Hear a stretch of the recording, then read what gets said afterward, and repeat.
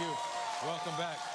My first guest tonight stars on the hit CBS show Blue Bloods.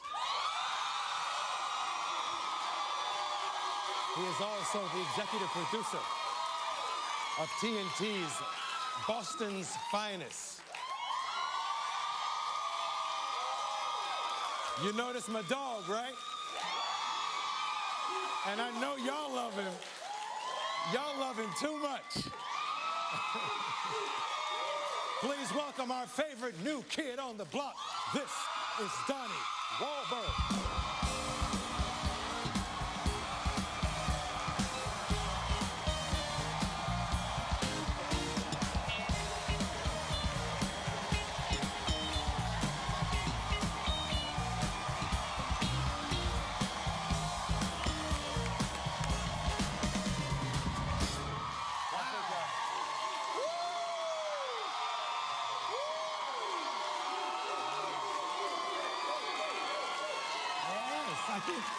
I think we forget how much men love you too. Everybody was a new kid fan, and all of you have blue blood running through your veins.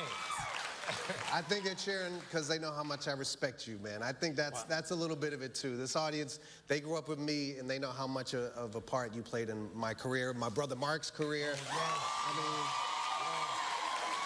it's a lot of love, man. There's a lot of love. And you know what? I have gone, okay, let's just have an all-out ass-kiss fest right now. I have gone to Boston, and him and his brother were on the road doing something, right? His family still showed up to take care of me. His mom, his brother, they still show up and take care of me. We have a great respect for each other, and I'm so glad you all love him, because new kids are back. The reunited after 15 years. What's that like? I think that's what it's like.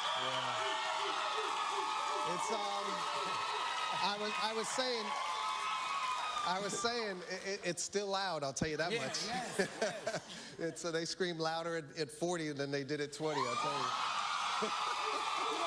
But, you know, you took a break yourself. Yes. And the one beautiful thing about taking a break is, you know, you got to look in the mirror a lot, and you got to decide who you are and what you're going to be, and you got to decide if the outside world is going to dictate the rest of your career, or you're going to dictate it yourself. You got to dig in and do the work. But more importantly, you know, with all that time and all that growth, when you come back that second time, there's just such a greater appreciation. I mean, every time I walk out on stage with new kids, and I see the people cheering, and just walking out now.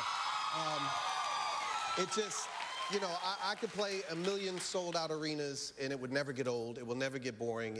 And you know, and I think, quite frankly, we're better than we used to be. And I think you've been away, you know, you've been away for a while. And when you come back, you know, to see your name on that sign again, I know it's got to feel great for you. And it's really, there's something to be said for taking a break every now and again and just recharging, refocusing, and rededicating. And I've been having the greatest time with that band, better than ever before. And how do you have time between Blue Bloods? When I watch how wonderful some of the work is, I wonder how you find time to even do the music. It's tough. I mean, but, you know, we worked so hard for so many years to be in a position that I'm in now, to do all these different things that I want to do, producing TV shows, acting in a TV show, touring with my band in arenas every night. You know, if it means no sleep, then I get no sleep. You know, I've worked my whole life to be doing this, to sit on a stage with a gentleman like you and to talk about, you know, the blessings that I have. And so, you know, I'll work around the clock if I have to, because you don't know if it's going to last forever.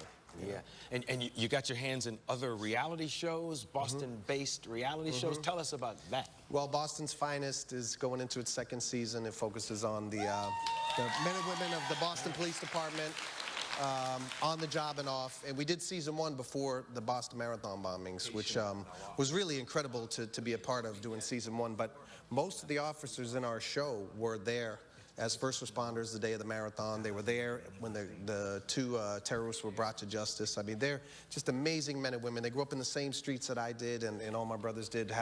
Probably their uncles and grandfathers and dads used to arrest my brothers. But you know, they're such brave people, and it's been an honor to work with them on the show. And I can't wait for season 2. I think it's going to be better than season 1. Yes, yes. So, how big is your family, actually? There are 9 of us. 9. 8 now. My oldest sister passed away a few years ago, but there's still 8 of us left. Yeah. There's a nice still there. That's Mark, my brother Paul. Most people, a lot of my fans know we have a restaurant called Wahlburgers that my brother Paul is the creator of. Mark and I are co-owners with him, and my mom works there. But we're also doing a reality show, which no one even knows about. It's going to be coming out on A. This is the first time we're going to talk about it. Cool. Right now, it's on A&E.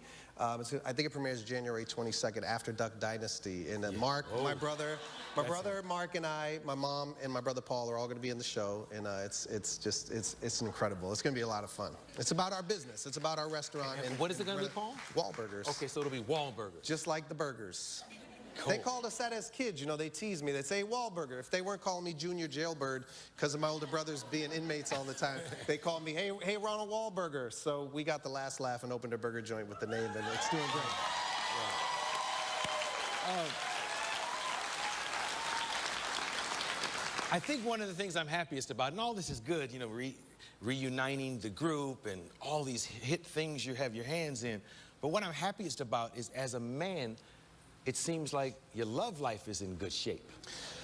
It's good. It's good. It's very good. You look, my life overall is great. I have a great girlfriend, Jenny. She's an amazing girl. She's wonderful. And, you know... Jenny's currently on The View, right? She's on The View, yeah. You almost started a brand new East Coast, West Coast beef when you had the talk ladies on here last week. Oh, yes. Yes. But it was going to be a female East Coast, West Coast beef, but it's all good. Did you and your girl happen to see that? Yeah, well, Jenny laughed at it. Okay, good. I'm sure you all know Sharon Osbourne. Yeah, Sharon had something to say about The View girls, but Jenny has a great deal of respect for Sharon, and Sharon's a fan of Jenny. Jenny laughed, and you know what we both said is, great for Arsenio. Yeah. You know what I mean? Because we've been watching the show from the first night, and we're so happy, and you know, and as far as the rest of my personal life, you know, I got 2 great kids, and their mom and I are not together, but she's a wonderful lady, and you know, you know, absolutely. You know Kim, our sons go to school together. It's so cool because we've come so far, and there are days when I see my son walking, and I see his son walking into school, and it's really a good feeling. Yeah. You know, because we have that side of our lives which is very successful and special. It's more important than you know, all this other stuff is great. It's great to be successful in business and to succeed in the things that we work at, but to, you know, have loving children and to be there, to be able to, you know, to see them grow up and to be a part of that. That's one of the great things about taking a break too, you know, is get to change some diapers and do some things, and it's been a real blessing, you know, to have such a great set of kids, I'll tell you. Hey, no one screamed louder than the women here for you tonight. Are women supportive that you're in love with Jenny now, or does your audience have are they torn? Oh, that might be the answer. My fans are funny because, you know, Jenny knows how big a part they are of my career and how much, you know, how much they mean to me. So when we first started talking, she was like, look, we call our fans affectionately blockheads, and she said, hey, I'm a blockhead too. If your fans, you know, if they mean that much to you, then I'm gonna be with them, and you know, they're my sisters too. And so the fans have been very supportive, you know, and I'm very grateful to them anyway. I mean, they look after me though. They're like my sisters, you know. If I got my real sisters and my new kid sisters, they, you know, they look out for me. They watch my back. So I love you too. You know, they love her. We'll be right back with these blockheads and...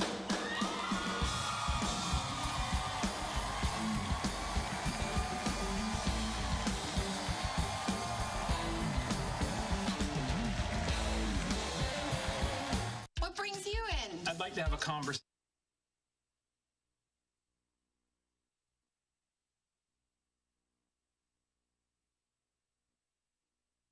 Creamy Interesting because of all...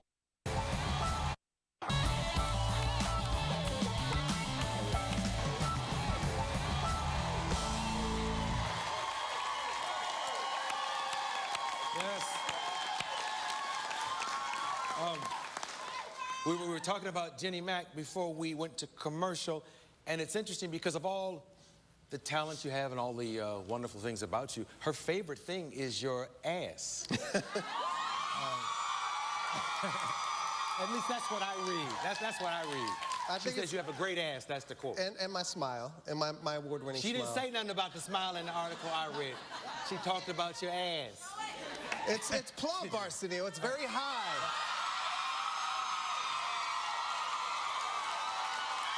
It's very high. We have that in common. Yeah, yes we do. Yes, it's like Earth, Wind, and Fire, so keep your to the sky. We got... Listen, when you're 9 years old, they tease you for them high butts. But when you get a little older, you give them something to hold on to. Oh, gosh. Let's talk blue. Yes. A wonderful, successful cop show, and you are Mr. Boston, yet this thing is based in New York. How hard is that? Whew, it's a lot of fun, but they get me, man, in New York. Yeah, oh yeah. Every day I'm shooting on the streets. There's nothing like shooting on the streets in New York, especially playing a cop, because we work really hard to represent the cops the right way in New York, and they're incredible policemen and women. And but the people walking down the streets, I mean, they tease me every day. Red Sox suck, and Celtics suck, and Patriots suck, but we got the World Series, so yes. So I've had a great time the last few weeks letting them have it at work and walking around with my Red Sox hat on. It's been fun. Yeah. You know, I tweeted you after the bombing, and I wondered, what was that like, and where were you on that day? Ironically, I was on the set of Blue Bloods. We were shooting the family dinner scene, which is sort of the signature part of Blue Bloods. And, you know, one of the crew members came up and said, hey, you should call home and make sure everything's okay in Boston. And I was like, why? And they were like, well, something happened at the marathon. I was like, oh, okay. I just figured it might have been a pipe burst or something. I really didn't think much about it. And then another crew member and another crew member, and they had this serious look in their eyes. And it occurred to me, they're New Yorkers. And the only people in this country, maybe other than Atlanta during the Olympics with that bombing, that have really been through a terrorist act like this are New Yorkers. And they had a look in their eyes that they knew something serious was happening. And they said, let's just stop shooting and get on the phone and call Boston. And when I called, I realized how serious it was. And I mean, just to see something like that on American soil is tough enough. But to see it, you know, I mean, I went to theater class in high school right where that first bomb went off. And I mean, those are streets that I made my bones there, you know what I mean? It's like, to see that happen in my city was just devastating. And, but I have to say, equally as momentous is the way people responded to it. I mean, unbelievable. Not only the policemen and women and the emergency service and the firemen, but regular citizens. I mean, that city rose up from a really horrific situation, and it's never been stronger than it is right now. I'm just so proud to be a Bostonian. It's just an amazing city.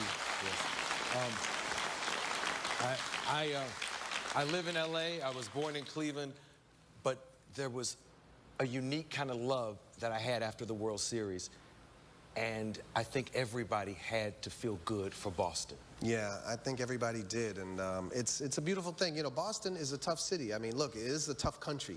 You know, people forget America is a young country compared to, you know, countries in the Middle East or Asia and stuff that Africa have been around for thousands and thousands of years. I mean, we're just babies, and we've come a long way in a really short time. But you know, people do forget it. It's a lot of stuff still lingers, and a lot of wounds still linger from my childhood in Boston when they integrated the schools with busing and stuff. But I could say, if I wasn't put on buses and sent from a white neighborhood to a black neighborhood, I wouldn't be sitting on this couch. I would not have had the life I had. I would not have had the career I had. I mean, those times gave Boston a very racist reputation, but they made what Boston is now. Though we survived those times, and we've become a stronger and better city because of it. So, you know, it put a scar on us and a mark on us, but believe me, it's made us better in the long run. We're a very proud city. Yeah. Thank you, sir, for, yes. Thank you for being here, and I'm going to say one quick thing before you go, and I'm not even going to give you a chance to respond. I would love, once again, to have new kids in my house. Be sure to check out Blue Bloods Fridays at 10 p.m., 9 p.m. Central on CBS. Let them know that I really want new kids in my house. I'll be right back.